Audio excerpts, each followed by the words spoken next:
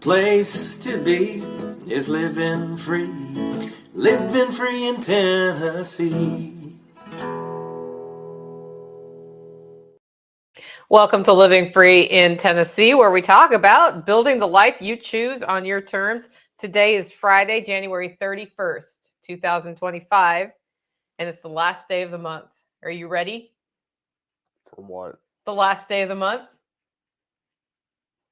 I like the ducks and the sheep and the dogs have absolutely no reason to care about the fact that it's the last day of the month. He's going to care when I start asking him financial questions all weekend, though.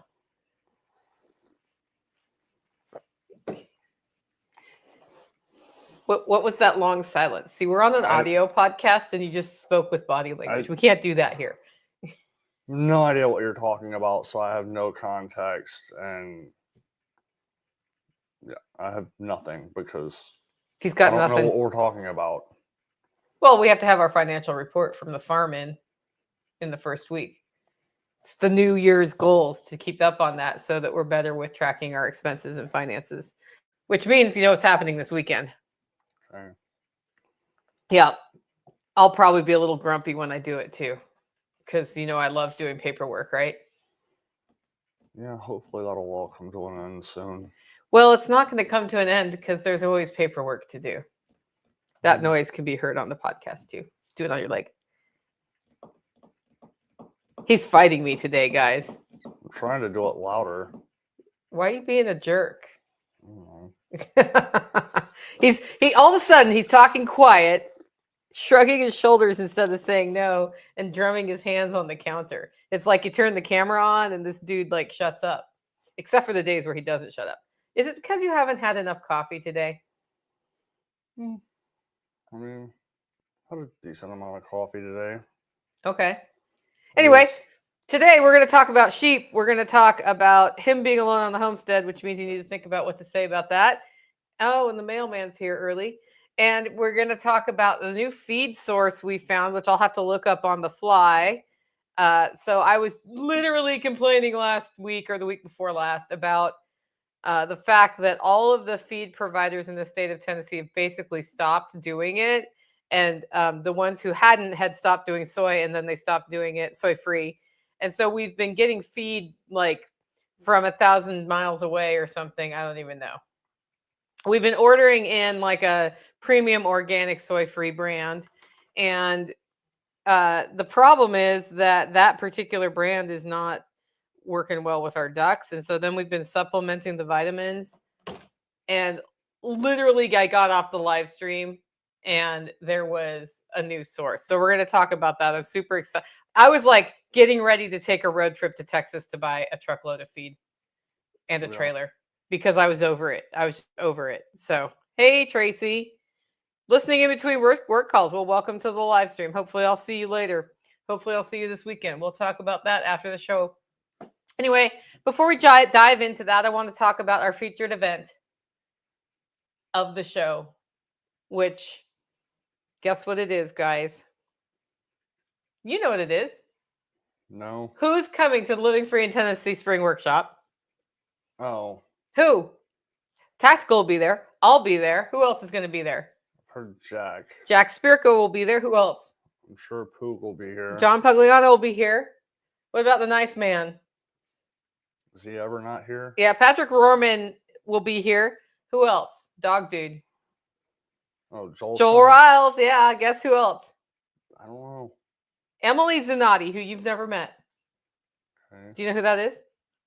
Not off the top of my This is head. really fun. She's doing an urban homesteading project at her house in East Nashville. She's got 3 kids. She's got a great sense of humor, and she's going to talk about like backyard food growing activism that she's doing in Nashville. But I know her from my days in public policy work. So we're also connected through that. And then it turns out Matthew Sursley knows her because he went to law school with her husband. So that's a small world. She's a great presenter. She's got a great sense of humor. And it looks like she's going to stay for the whole event, not just her speaking section. So that'll be fun. You guys are going to love getting to know her as well. She's got she's got raised beds and chickens, and she knows how to cook, and yeah, it's going to be a really fun one. And she knows how to get things changed politically. Like, she's worked in political action for many, many years before she became more of a reporter. So that's a new one you guys haven't heard of. Alan Booker. Yeah, I want to actually sit down and have a conversation with this event. Yep. Alan's coming. He's doing 2.5 hour sessions. So there's a lot more people coming, like Carrie Brown and other speakers. You're going to love all of the presentations. The tickets go on sale tomorrow morning at 9 a.m. Central at livingfreeintennessee.com. We ask for a $200 deposit when you sign up, and you just go there, and the big red button will show up on the home page if you hit refresh at 9 a.m. You can also go to the workshop page, and it'll show up there at 9 a.m. as well. Yeah, Beth Emily, it's going to be super fun. It was slow. I mean, honestly, the spring workshop agenda was a little bit slow coming together because of me. I was a little fried after the whole summer leading into the fall, and I just had to take some time off to focus on making sure coffee was getting out the door and redo some things here at the house.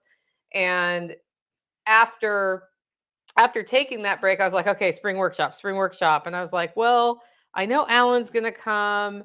I wanted to get Uncle Mud here, but he wasn't in the budget for this spring workshop. What I think I'm going to do with him is, he's the Rocket Mass Heater guy. I think we're going to do a standalone workshop with him this year if we can. Just because I think I want to do with him like a build from beginning to end if we can. And I don't think that's in the card on the spring workshop, hoping to get him to Self-Reliance Festival as well. And then it was interesting because I had a lot more homesteading topics this time, and we usually do homesteading and business. And then the rest of it just totally came together. Looking forward to building the compost pile with Jack, as well as doing some biochar stuff. And mostly Jack's going to be free to hang out and talk to people, which is good. And in the Q&A session, when we like brainstorm how to function stack the greenhouse over the swim spa, I think both he and Alan Booker on deck for that is going to be superb. Just all the ideas we can come across with a blank slate. Yeah. So anyway, that's going to happen tomorrow, 9 a.m. Central. I also want to thank two sponsors today. The first sponsor I want to thank, I was like literally just working on preparing my taxes so that somebody else can do my taxes for me. agoristaxadvice.com. Matthew Sursley from agoristaxadvice.com has two primary things he does now. One is the advising package I talked to you all about, where he analyzes your finances and then lets you know different structures you can choose, how the write-offs work, how to document them in case, somebody has to look at how you documented them. I almost said the A word. And that's over at agoristaxadvice.com/LFTN. You can sign up for his free newsletter that sends out different tax tips every week or so. But he also does tax preparation. I know he's getting towards the end of being able to accept tax preparation clients for 2024 taxes. So if you were thinking of using him, I highly recommend reaching out to him, agoristaxadvice.com. And our second sponsor today is Discount Mylar Bags. Discount Mylar Bags has been supporting us since the moment we launched a sponsorship and before. Toby at Discount Mylar Bags has been super helpful to my Holler Roast coffee business because, of course, you start out and you need bags, and he knew how to source them in bulk for less money. That's right. And then he passed on those savings to me. He does the same for you at discountmylarbags.com. With that, it's time for a question. How are we going to figure out how much concrete I'm buying this afternoon? So what's the process? I don't know. I mean, I don't even know what concrete you're planning on buying, so let's start there. Okay. The only reason I'm putting concrete in the prepper pantry is you told me to.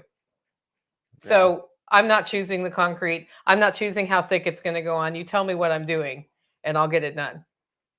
Yeah, that requires, deciding where you're going to buy it. Just say Lowe's, then going on Lowe's website and picking a concrete that you're going to use.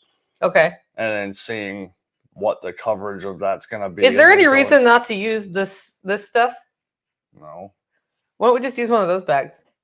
If they're still good. Okay, well, let's check that after. Okay. Yeah. I say we use it up, and it's stronger than the other concrete. And then when we fill the hole, we'll fill that with actual concrete. and then Yeah. skim coat over the top of that. Yeah. So you ready to help me move stuff out of the way? I mean, when we It- get to that point. It means disconnecting the water softener for me to be able to get this done. Yeah. So, but I would love to get it done this weekend when it's warm enough to cure half of the prepper pantry. Yeah, about that. What? Like I still need to move sheep, Okay. and I'm not ready to move sheep. Okay. When does sheep need to move? Like 2 days ago, I see. last week. Okay. How long is that going to take to get ready for? I don't know. I've got to find the resources to do it. Okay. Does that mean you need to go way up the hill again? Maybe. Are we putting them way back up the hill, or are we just rotating them up again? They're going a paddock up from where they are. Okay. But the way I'm having to do it is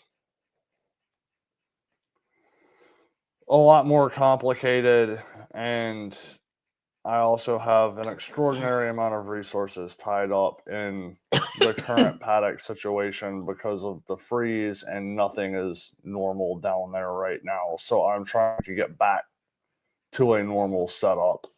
Is that something you want extra hands on? Is that something that would be helpful, or is it more that you need to sit around and figure out where all your reels went?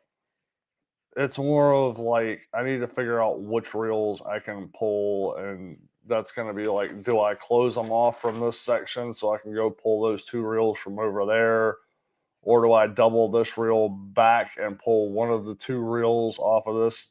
It's something I got to go like look at to see what makes sense. Well, I am doing a presentation on lessons learned from 3 years of sheep, and one of the things I'm going to want to talk more about is the reels situation. And how many reels do you have right now total? Probably 16 maybe. So he has 16 reels, and he's not sure where they all are right now because we had sheep here, we had sheep there, we had a freeze, we took some to the butcher. We had to do catty-wampish things with the paddocks. So there's reels from the top of the pasture to the bottom of the pasture, last I checked, right? Yeah, about mid all the way down. Yeah, and then there are probably some reels here too. I think I actually got them all from over here. Okay. So in order to do a paddock, how many reels do you need?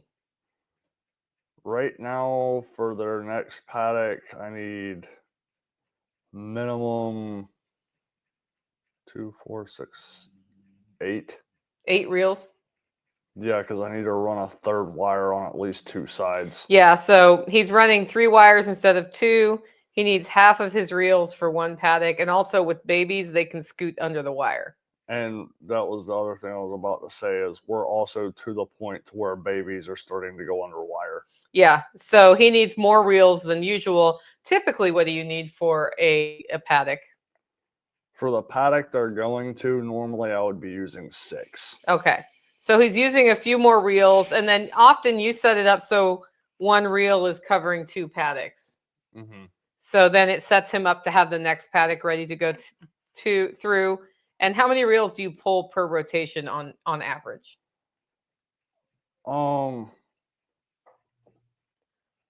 Like I'm getting set up for their next 4 paddocks, and for that block, it would normally be what 2, 4, 6, 8. It would normally be 8 reels total. So normally 8 reels for 4 paddocks, set up in a way that he can pull a couple and run a couple to rotate them, while double using, like, one wall might use one, like half the wall is used for one paddock and half the wall is used for the other, or one run. I guess wall is not the right word. Yeah, and it's kind of a situation where that area has 2 sides that are permanent fencing. So I'm basically just putting a plus sign through the middle of it, and then 2 reels top and bottom. And so when they're on the lower paddocks, they're those top reels aren't necessary, but when they go to the upper paddocks, the bottom reels aren't necessary. So once they move up to the upper paddocks, I'll go pull the bottom reels and go up above them and start setting up further up the hill. Okay. Are we going to get over into the new pasture that we need to break? Oh, that depends on time. Okay.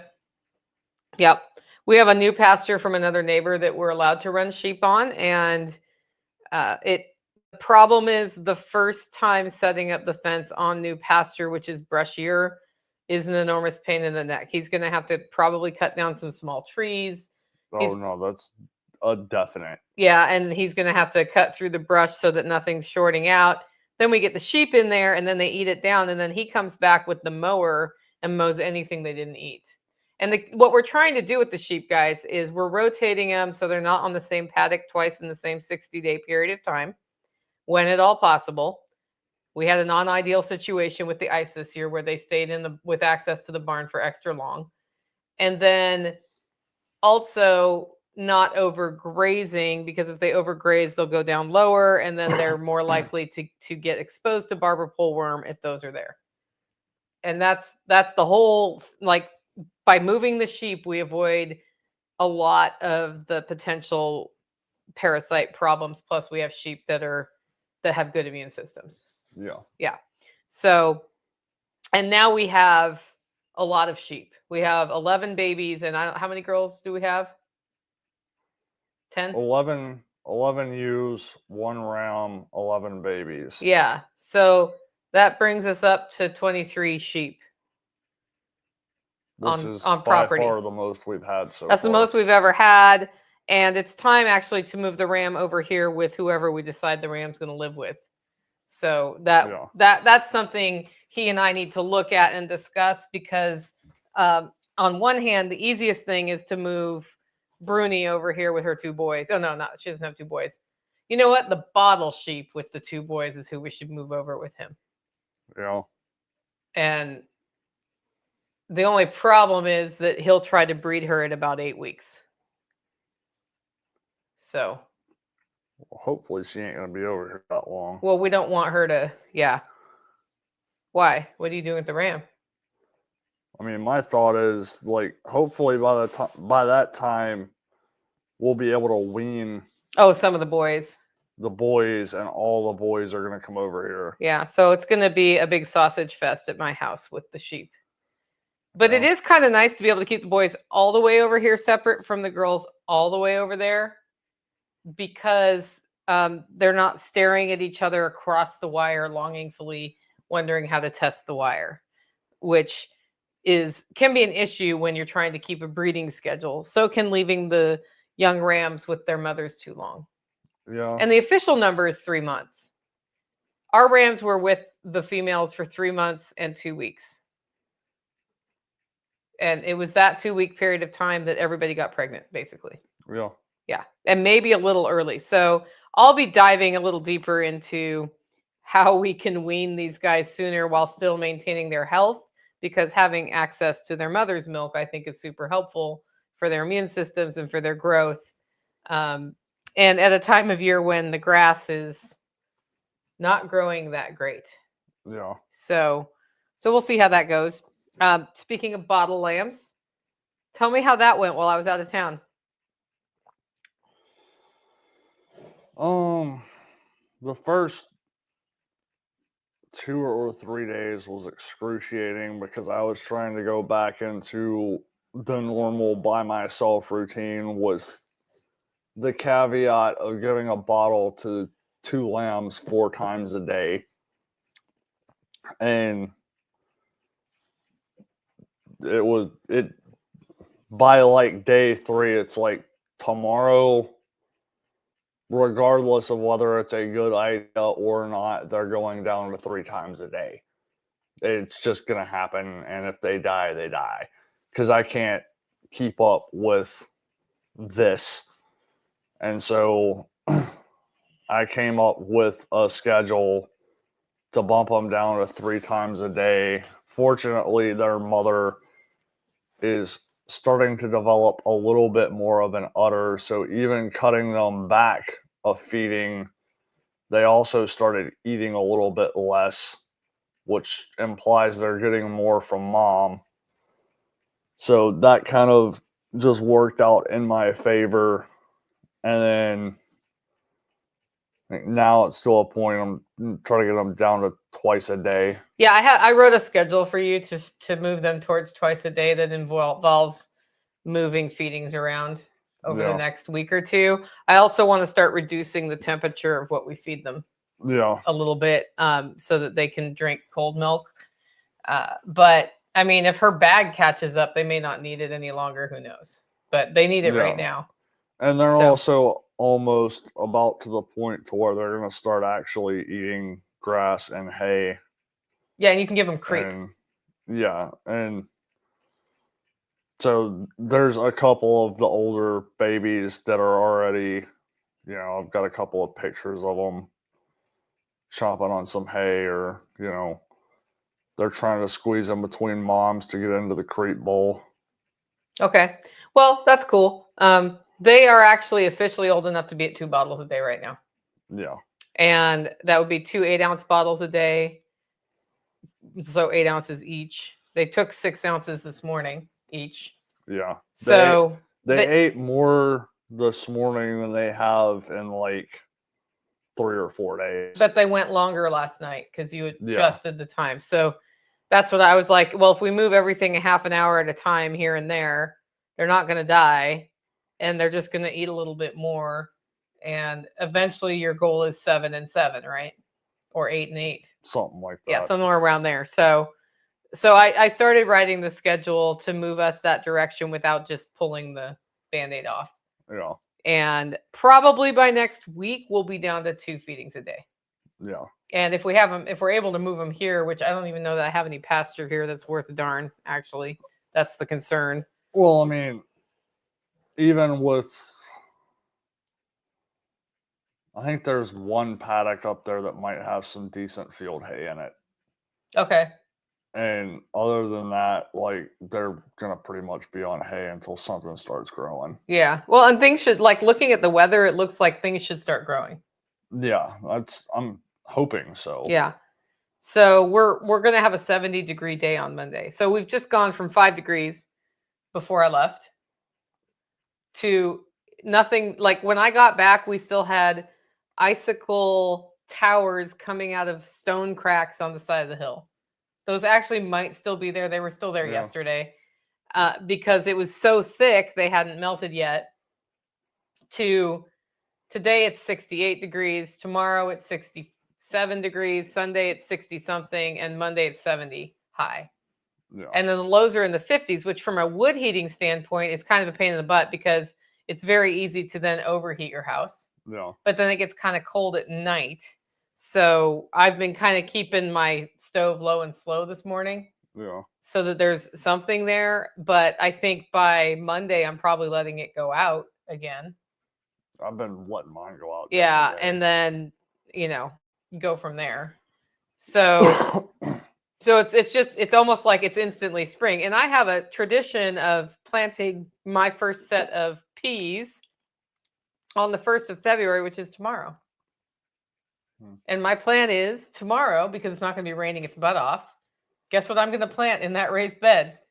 Peas. Why not? I'm going to put peas and radishes in, and then I start playing seed roulette in the garden, where every 2 weeks I reseed things that I've already seeded, or I start putting new things in. And the win this year is I actually got my Swiss chard seedlings started, meaning that the seed's in the soil. And that's because I did the show yesterday, how to start seeds, which I was originally going to do from Mama Sauce's house, and it just was not possible there. So I was like, well, while I'm talking about starting seeds, I will also be starting seeds in my kitchen, which is why I came to you from the kitchen for that podcast episode. And so I've got that started, and I've got the fennel, and I've got broccoli, and one other thing, lettuce.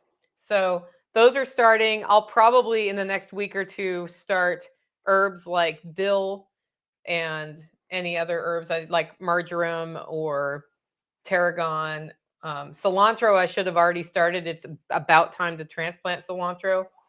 So I'm behind the 8 ball on that. So I might actually buy cilantro if we want to have cilantro here. And then I'll be putting off I'll start peppers, and then I'll start tomatoes around mid-March-ish into, mid-March into April for the tomato stars. And then that's it. And by the time the soil is up to 75 degrees, I'm going to be putting green bean seeds in and cucumber seeds in.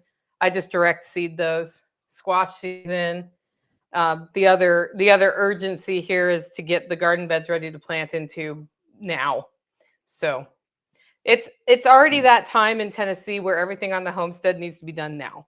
And so what a lot of homesteaders do is burn themselves out right now. What I'm going to do is choose which thing I'm doing on Saturday and do that thing. And then when it's done, look at the next thing I might have energy to do and just work that way as best I can, because it doesn't help me to string myself out. It doesn't help the homestead function better when I try to do everything at once. And so I do it all half-assed. So this is the year I'm trying to not be a half-ass on most things, which is why I wanted to get into that concrete this weekend so that I get part of it done, it can cure, and then we can do the other part.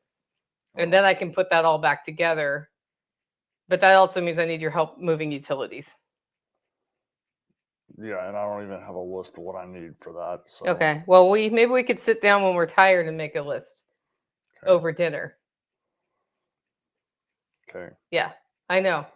He's giving me that look because I'm the one who's like, never mind, I don't want to do the list. I'm too tired to think about the list. But if we sit here at dinner, I'm more likely to do the list. Okay. Yeah. The other thing I wanted to do was set you up with a phone call with an architect. That would be nice. Yeah, because I don't think I'm going to build my house up there where we want to build the barn, even though my house is inadequate, because it just seems like a big expense to me. Okay. We did a thought experiment, guys, where I was like, what if instead of building a barn, I built an actual functional, naturally built home that's designed to, take advantage of its south-facing aspects and all of that. From an energy efficiency standpoint, we've already got water and power up there. Like, why not? I build my house there and then I turn my house into a barn and event center. And he was talking, and I was like, just hear me out. I'm not going to do this, but let's talk about it anyway. And in some ways, that would be a huge relief. But in other ways, I'd need to find $100,000 at least. And that's a problem for me. So, the problem being this house, like every time I turn around, there's another $20,000 structural problem with it. So I'm a little tired of those. Yeah. But you're starting to run out of those. Yeah. I mean, we got the proper pantry and the mudroom to finalize. Well, the moisture problem's not fixed. And that's actually that's what's going to make me smash this and start over. I need to get the time this summer to deal with that one. Yeah, well, I've already got things we've done in here that need to be redone because of that. Okay. So the question is, can that be fixed in the current state of my home, or does it need to be demolished and raised 12 inches? I think we need to get that one corner dealt with. Yep. But yeah, so that's the bummer, guys. You end up with the house on your homestead that's on your homestead. Okay, next up, I have the best kitchen vent hood ever, and it works. This has been the longest installation in history for a kitchen vent hood. So like last spring, Nancy Alexander gave me a vent hood that she had that they never installed. And they'd originally bought it for a different kitchen. And then she had been sorting through stuff in her barn, and there was this commercial vent hood in there. That's, 40-ish inches wide. So it's wider than my stove.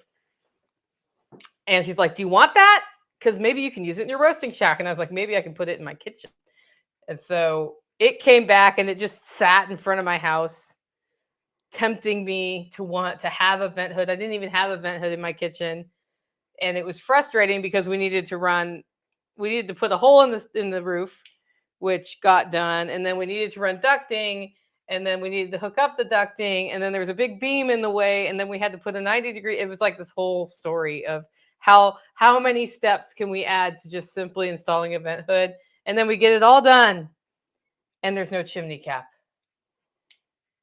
And then I go to order a chimney cap, and luckily my Nighthawk was there. He's like, no, get one that flaps open so that it doesn't cause your heat to go out the top of your house when it's not in use. And that thing then finally arrived. I had to special order that. And then he went to install it and needed tin snips and didn't have them, or tin, like the ducting crimpers, whatever those are called. Yeah. And then I went out of town for a week, and sometime while I was out of town, I got a text from Nighthawk saying that my vent hood worked. So yesterday, for the first time since April of 2024, getting the hood, I got to use it. And I haven't had a hood in here since October of 2023. So it's very exciting to make fried breakfast sausage and have all of that stuff go up instead of out. What do you think of that?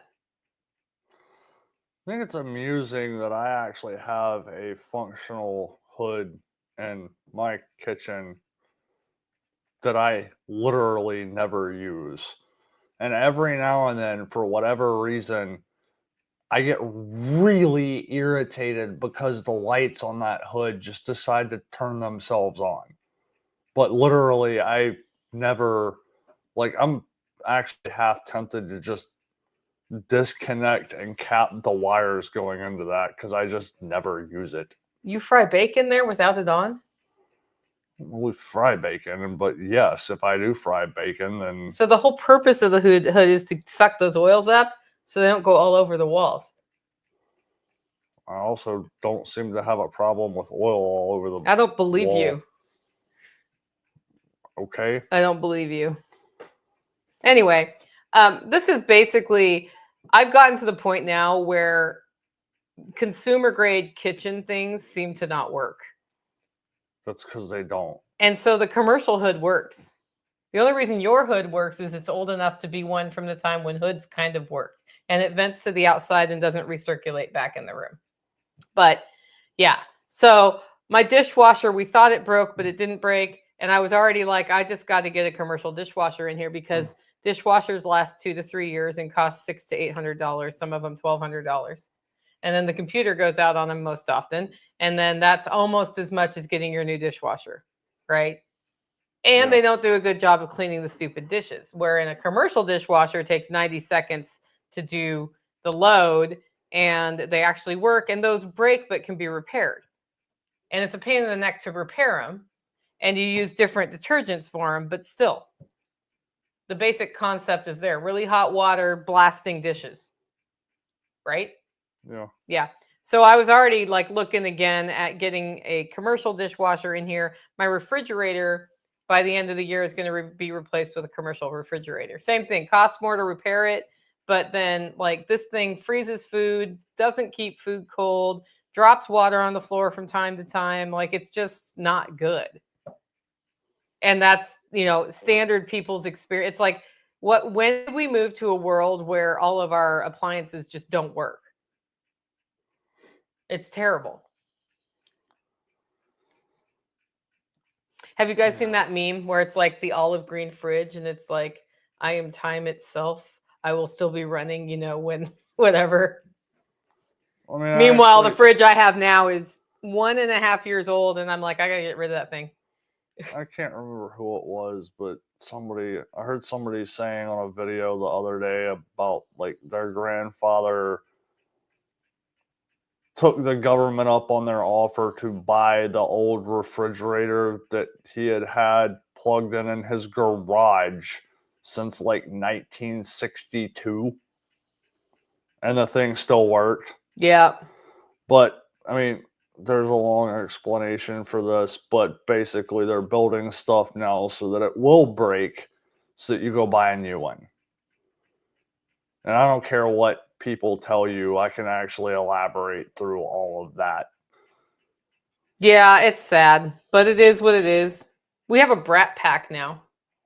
Huh? You know that picture you sent me of the 5 little baby sheep under the tree? Yeah. They're the brat pack. Okay. Because they're going to cause problems for the next 2 months. Why? Because they'll test fencing. They'll get up into the dog feed. It's the brat pack. What happens when you have like adolescent sheep is they behave like adolescent sheep. Yeah, I think it's fun, but yeah. Pack Rat says they're auctioning off a Nashville Kroger. There's a big stainless Hobart dishwasher for sale. Is it an under-counter one, Pack Rat, or is it like the big pull-down one? I'm looking for the under-counter one. I actually found one in East Tennessee listed for $1,200, which is not that much more than a replacement dishwasher, but it's used and it's an under-counter one, and it's only been used like 6 months. It's not a Hobart though. Hobart's a better brand. But yeah, it's always that balance between how much I'm going to spend and, you know, getting the best brand. But for sure, I'm very into commercial dishwashers.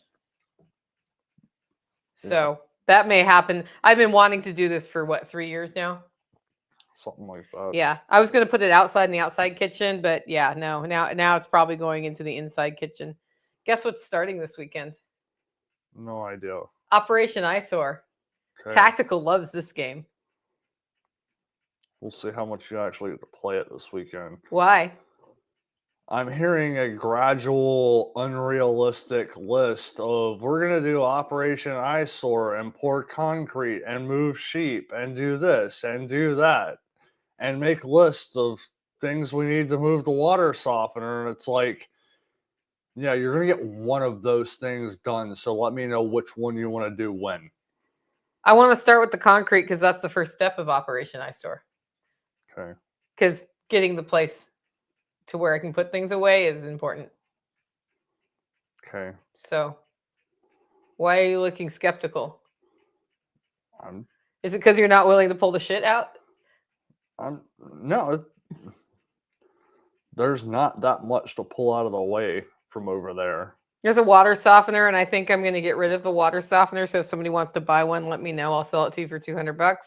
It's a Culligan, and I'm going to put in the that other thing. Agreed.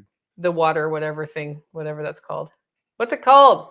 I don't remember. It's the electrical version of a water softener. Yeah, it suspends the minerals in the liquid in a way that they don't stick to things unless you leave the water in the pipes too long, and then it undoes that. And it's I can't think of it's not an ionizer, it's a descaler. Water. It's an electric descaler. There's mixed reviews about how well it works, but I thought we'll try it. So that because it's smaller, because the water softener takes up so much room, and then if I have to go back to a water softener, I'll cross that bridge when I do. I'm only softening my hot water anyway to save my appliances. I do not have the cold water hooked up to that because I actually want the minerals in the water that comes out of the ground here. Yeah. And a water softener just strips everything out of the water, and then you got to take supplemental vitamins to make up for the minerals that are perfectly reasonable and in the water coming out of the ground. Yeah. So that's the deal. Okay, so let's talk about the new feed source. Let me look it up. So did you look at their price list when I sent it to you? No, I actually already tried to go back in history and find that and can't. Yeah. Okay.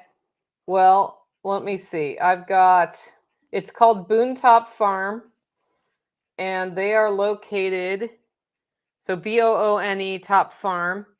And then, of course, what's happening here is I can't actually look at them. There we go. They are in, where are they at? They're in, I think, Hickman County? No, Centerville.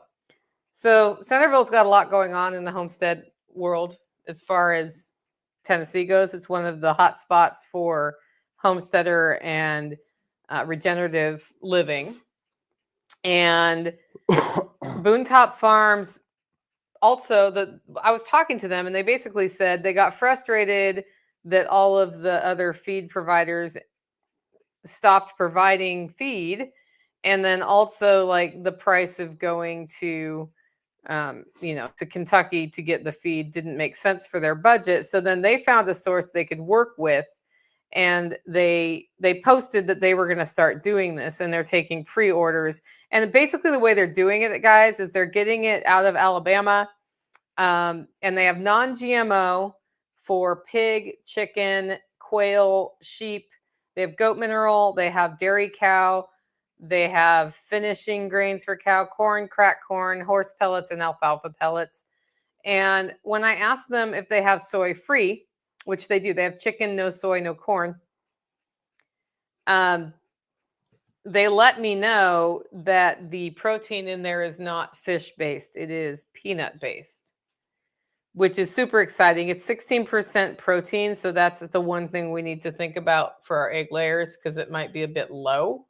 So they're getting the feed from Alabama. Yeah.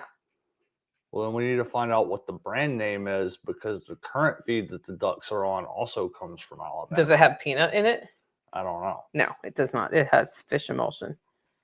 So, yeah. So we'll talk to them about that, but that's actually really exciting if you're anywhere in Tennessee that you can drive to.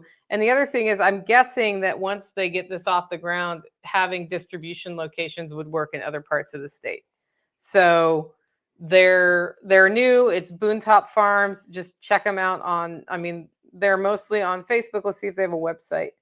No website. So you'll have to find them on Facebook to get that done. But I wanted to throw that out there because I was just complaining about not having a feed source for us in the state.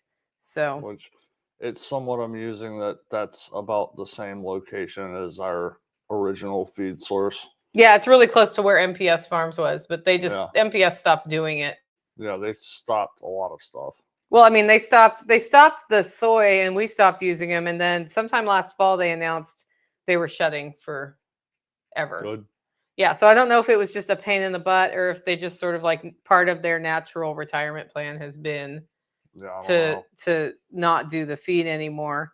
So that's, there's no way to know that for sure. How was your trip to the processor this week? It was fun. What did you discover while you were there? We did end up in a lengthy conversation about various different things from bottle babies to FDA regulations to I have the name and phone number for a new pork source in Crossville. So I actually kind of want to give that dude a call and see if I can go check his place out. I do have a pre-order in for some pork from a friend of ours, though. Yes. So just be aware. Yes. So we're not going to be raising pigs anytime soon. And so that means we buy pigs from other people. Yeah. Yeah. So I'll be curious to hear who that is. There's another guy who I met through Amani and River down at Haven Earth, whose name I'm not remembering right now, but I had him on my show. And he raises pork too. Yeah. So, but I think he's mostly selling, it's Mangalistas, I believe, and he's selling mostly the pigs and not the meat. Yeah, that's another reason we're going to have to actually call this dude and see exactly what his process is. Yeah, makes sense. But what I found is like this particular processor that we've recently started working with, they're connectors. So the first time I was there and hung out and talked to them, I started getting phone calls for lamb. Yeah. Although I think people died when they heard my prices because they were hoping for $1 a pound lamb, but that's not what we're raising here. Like I could do that maybe on grain in a confined environment with dewormer, and I'm not doing that. So, and then also I don't have any stock available for people to buy till October. So of course we're taking deposits now for October, and we're half sold out at this point. But I mean, I launched that before I knew exactly how many lambs we were going to have, and I just guessed, and I was within one correct. Yeah. So one of those cannot make it, and we still have enough for what's listed on the website. But yeah. Yeah, I'm already dealing with every time I take the four-wheeler in and out of the pasture, the sheep have completely destroyed in front of the barn. So my tires come out completely caked in mud, and it's basically duck and cover, slam the throttle, and sling all of the mud off of the tires when I first get back onto the asphalt. So yes, the thought of having sheep confined year-round, never, ever, ever will I do that. I know somebody who did that and didn't have mud problems. Okay. And the way they did it is they had well-developed pasture, and it was a big pasture that was fenced. And The grass just didn't get beat up like that, but they fed grain and hay in a barn. And so the sheep just didn't, I mean, they kind of nibbled on some grass, but they mostly just ate the grain and the hay. Yeah, and I So mean, if somebody else wants to do it and that's, they've got the infrastructure to do it, cool. I don't. they had 3 ewes and then whatever babies, and then they processed the babies. Yeah, And so the they're occasional also, visiting ram. they were also running a very small head count. Yeah, so it was a small head count, but that's the way if you're going to do backyard meat, I think, and you have a full-time job and don't have like the capacity to be rotating your sheep, that's the way to do it. And then the problem there is you're going to have parasite load. Yeah. So you have to keep an eye on that. And even with that, I don't know that I'd go preventative. I think I would do the FAMSHA, or however you say that score, where you look at under their eyelids and you look at their gums and then you look at their body condition and you give them a rating. And if they start looking anemic or they lose too much weight, you then have to assess them for parasites, and then you make decisions based on that. Yeah. Which I don't do that faithfully with our sheep, but I do every time I get my hands on one. I'm like, hey, let's look at all your parts. Little sheep does not like it when I peel her eyelids back, by the way. Just for the right. I mean, like, she'll let me do just about anything except for the eyelid thing really ticks her off. And I'm like, listen, the one thing I really need to do is look at the color of your eyelid to see if you're getting anemic, because she's the one I'd be most worried about being susceptible because she did not grow up on mother's milk. Yeah. So anyway.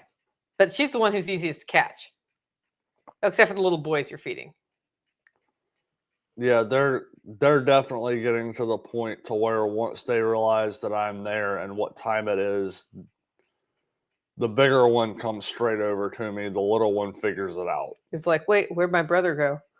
And then immediately realizes, oh, that's what's So up. the little one's the one that lived in my living room for 4 days. Yeah. At night. And then the big one also is consuming a lot more milk, but he sucks at it. Yeah. The little one, once he's onto the bottle, it's like he eats what he wants and then he's done and he walks off. Yeah. We actually probably could get them to bucket. And the only issue is other sheep might drink. One in particular. My concern with a bucket is not other sheep drinking it. It's as soon as you put that bucket out there, every sheep over there and every dog over there is going to be curious, poke, prod, this, that, the other, scratch your back on it until it gets knocked over. Yeah. Or destroyed, or I think farmers who on do by a that probably dog. keep their babies separate from the rest of the herd. Yeah. And like, we're getting the benefit by leaving them on their mom of the mom is raising them. And we're just supplementing what they're not getting enough of. But they're learning how to be sheep with the sheep. A lot of people will completely separate the babies from the mothers, bottle feed them, and then milk the mothers, for example. And that was actually part of the conversation that I had yesterday, was the fact that they have a really expensive, large pet cow. Yeah. That nobody wants to actually kill, but it also does not know how to be a cow. Because they raised it on a bottle? Because it was bottle raised, started in the living room, went to the basement, went to the front porch, and then eventually ended up. And so, like, the cow does not understand the concept of go out and eat grass. So what can you as a new homesteader learn from this? When you need to take care of animals and you end up with one in your living room, like, have a thought on how you're going to get that animal back with the other animals and out of your living room as quickly as possible, so that it's not too socialized to you. Even though it makes them easier to handle, it's actually kind of a pain in the neck too. Yeah, well, I mean, it's not even, for me, it's not even so much the socialization part. It's more of as much time as that animal can spend around its own kind, learning how to be a sheep and not a dog or a living room pet, the better. But other people try to get bottle lambs so they can have a pet. No. But that's not what we're doing here. So Rewilder's saying, I'm sorry, been moving. Are you milking sheep? No, we're not milking sheep. I think when little sheep gives birth, we may teach her to be milked. so that Yeah. we can get colostrum from sheep in the freezer and some back stock of actual sheep milk for future. But the type of sheep we're raising are not also, I don't know that they'd be large enough producers to bother with. Yeah. You know, and I think about, and I don't know much about milk sheep. I know about milk goats, and that some goats produce better tasting and more volume. And then I assume there's something like that. Now I'm going to go down that rabbit hole on sheep after this just to see, but not milking sheep. There are other people who milk sheep, but if they we have one who's not producing enough milk, so we're augmenting it. And then that sort of brought up the discussion of how we're keeping those little guys with their mom anyway, so they learn from her how to eat grass and how to butt heads with each other and all the things that sheep do. And based on observation of our sheep, if they have twins, I wouldn't even bother trying to milk one of them because I don't think there's going to be enough. Yeah. Well, okay, cool. That's all I've got for today, guys. If you like the show and want to support the work I'm doing here, you can do it in 2 ways. One, get your coffee at hollerroast.com. I'm in my smiley face mug today. Also, you can consider becoming a member. Find out more about that at livingfreeintennessee.com. We're actually going to start moving all of our training materials off of livingfreeintennessee.com onto a new website. I've just decided that trying to integrate the membership portal with the classes is not working well enough. So I don't know that Tom has seen my email saying, why don't we just put it on this other site? But he's probably going to say, like, yeah, that would make my life a lot easier. So I'm guessing that's going to launch really soon. Anyway, with that, guys, go out, make it a great week.